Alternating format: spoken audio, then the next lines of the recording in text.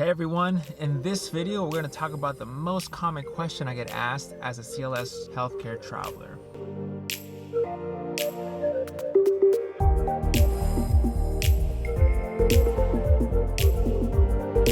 My name is Eliseo and I'm a CLS traveler, and the most common question I get asked is, Eliseo, how much money do you make being a healthcare traveler? That's a very great question. I'm glad you asked. In order for me to answer that question, we need to talk about the bill rate. The bill rates, or the all-inclusive rates, is the amount of money the facility is paying to the agency's staffing. Let's use a scenario. Let's say the facility pays out $100 an hour to a CLS or a nurse.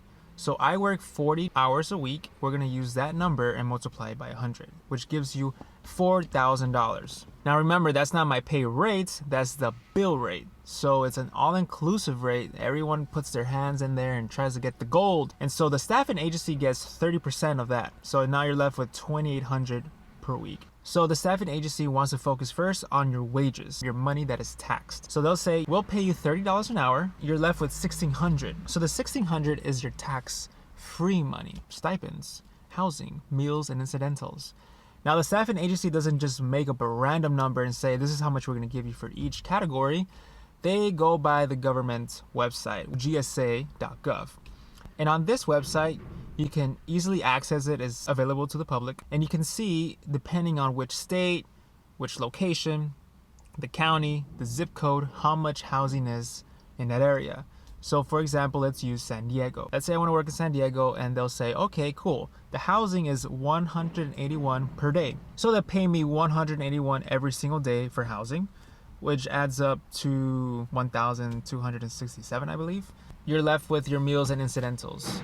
They'll pay you $74 a day. But it doesn't add to the amount that we had left from the $2,800. So in this case, in this scenario, you can talk to the recruiter and they can max you out and maybe lower your hourly rate. Nurses, same deal. You can get paid a lot more.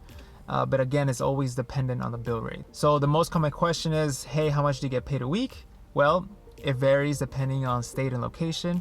It can vary between $2,500 or $3,500 a week. Hopefully that helps you understand how healthcare travelers get paid. Don't forget to like, subscribe to this channel. Don't forget to hit that notification bell so you get notified the next time I upload a video. Thanks for watching. See you later.